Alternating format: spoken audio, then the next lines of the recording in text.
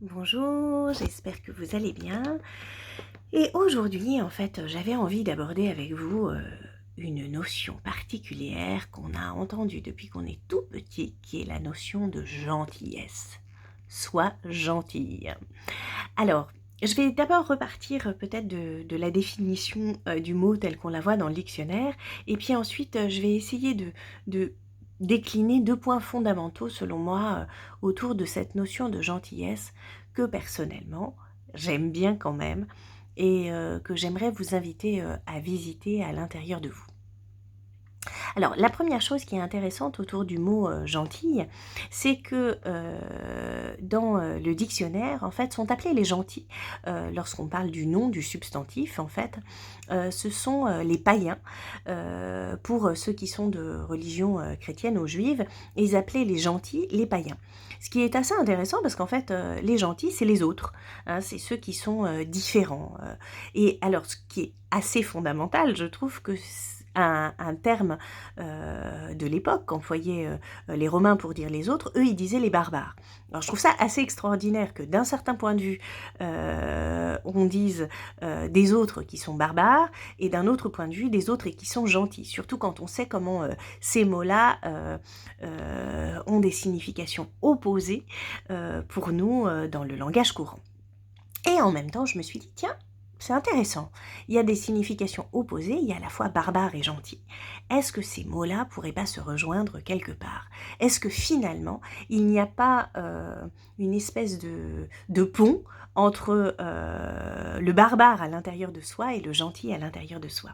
Et c'est alors que j'ai repensé à ce livre que j'ai lu et que j'ai trouvé passionnant, Cessez d'être gentil, soyez vrai.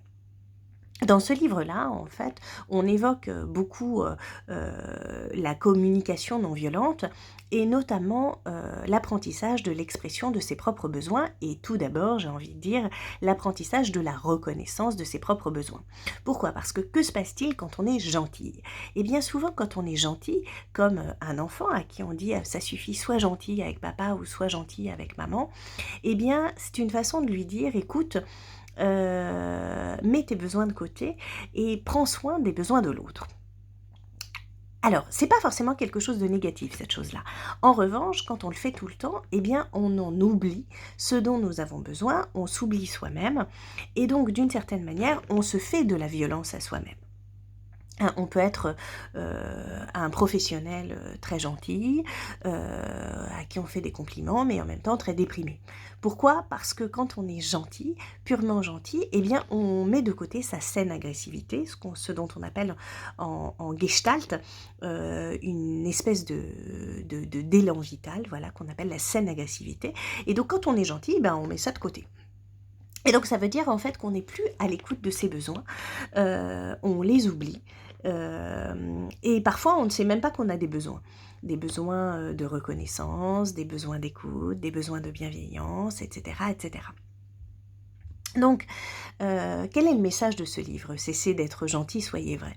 Eh bien, ce livre-là vous invite, nous invite en fait, à être authentique, à s'écouter soi-même et à pouvoir dire ce qui se passe pour soi, et pouvoir le communiquer à l'autre dans un dialogue ajusté. Pourquoi? Parce qu'en faisant cela, en fait, on reconnaît ses propres besoins et on donne à l'autre la possibilité d'y répondre ou pas, sachant que l'autre aussi a des besoins. Et donc, en ouvrant ce dialogue, on ouvre la possibilité à l'autre lui-même de s'interroger sur ses propres besoins et de les communiquer de façon à ce que nous puissions éventuellement y répondre ou pas, puisque nous ne sommes pas les seuls à combler les besoins des gens qui nous entourent. Nous pouvons faire ça à plusieurs, de la même manière que nous pouvons ne pas attendre d'une seule personne qui comble tous nos besoins, mais s'appuyer sur différentes personnes. Donc, dans un premier temps, autour de cette notion de gentillesse, j'avais envie de vous inviter à écouter vos propres besoins. Sauf que quand vous faites ça, vous n'êtes pas gentille. Vous pouvez apparaître comme méchant, voire comme un barbare. Et dans ce mouvement-là de reconnaissance de soi, eh bien, il y a quelque chose de difficile parce que c'est faire appel à sa propre méchanceté, c'est-à-dire à son propre égoïsme. Et je crois qu'il y a quelque chose dans le mouvement que nous devons tous faire pour pouvoir être bien les uns avec les autres, c'est de pouvoir nous recentrer en fait sur une forme d'égoïsme pour pouvoir sentir notre besoin et être à l'écoute de l'autre. Ça, c'est la première partie. Sauf que j'ai envie de dire, moi, que cesser d'être gentil, soyez vrai, ça tient la route jusque dans une certaine mesure. C'est-à-dire que l'authenticité, ok, mais la gentillesse en soi, ça n'est pas quelque chose de mauvais. Au contraire, je crois que le fait de faire attention à l'autre, d'être une personne empathique, de pouvoir se mettre à la place de l'autre, alors ça ne veut pas dire projeter sur lui qui on est, mais au contraire, essayer d'écouter ce qui se passe pour lui, essayer de le comprendre, c'est-à-dire au sens de le prendre avec soi, de l'embrasser, eh bien, il y a quelque chose à cet endroit-là qui est vraiment de l'ordre de la gentillesse. Et je ne sais pas si parmi vous, il y en a qui ont vu Le Cendrillon de Kenneth Branagh, qui est vraiment un très très très joli film. Et dans cette version en fait de Cendrillon, la maman de Cendrillon lui dit ceci, elle lui dit d'être bonne et gentille, et que ça lui ouvrira des portes dans la vie. Et je crois profondément à cela, parce que je crois aussi qu'une gentillesse choisie, eh bien, c'est une forme d'ouverture à l'autre et de dialogue possible. Et donc, j'ai envie de vous dire, il y a presque comme deux temps, en fait. Il y a un premier temps où il faut écouter vos besoins, et dans un deuxième temps, vous dire, tiens, je formule mon besoin, je suis gentil avec moi-même, mais je peux le formuler dans une embrassade de l'autre, dans une écoute de l'autre, pour être gentil avec l'autre. Et je crois profondément, moi, en la valeur de la gentillesse, et je crois que si nous étions peut-être plus gentils les uns avec les autres, gentils avec soi, mais aussi gentils avec les autres, sans projeter et en étant à l'écoute du fait que peut-être l'autre traverse des choses difficiles, eh bien, nous pourrions construire un monde meilleur. Et donc, c'est très paradoxal mon mouvement aujourd'hui, parce que à la fois, je vous dis, il y a quelque chose dans la gentillesse où ça parle de l'autre, où ça parle de l'altérité, et donc je n'ai pas forcément à me soumettre à cette altérité, c'est sûr, mais en même temps, je dois pouvoir m'entendre moi pour pouvoir entendre l'autre, et dans le fait que j'entende l'autre, eh bien, je puisse l'écouter, le rencontrer avec bienveillance et avec gentillesse.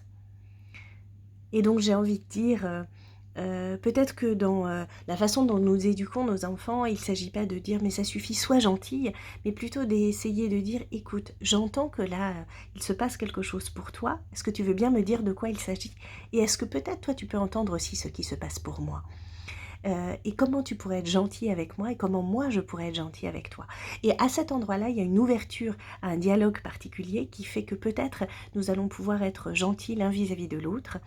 Et en faisant cela, en fait, nous répondons de la gentillesse dans le monde et nous co-construisons peut-être un monde meilleur. Alors je suis une idéaliste bien sûr, mais je crois que l'idéalisme aujourd'hui est une bonne chose qui nous permet en fait de voir le monde avec un regard plutôt bienveillant. Voilà, bah écoutez, si cette vidéo vous a plu, surtout n'hésitez pas à la commenter, à la partager, à vous abonner à ma chaîne YouTube. Et évidemment, je serais ravie si vous avez des sujets à soumettre, à les évoquer une prochaine fois lors d'une vidéo philo, psycho, etc. Je pense que la prochaine, ce sera peut-être une vidéo un peu plus artistique. Je vous embrasse et je vous souhaite une excellente journée. Au revoir.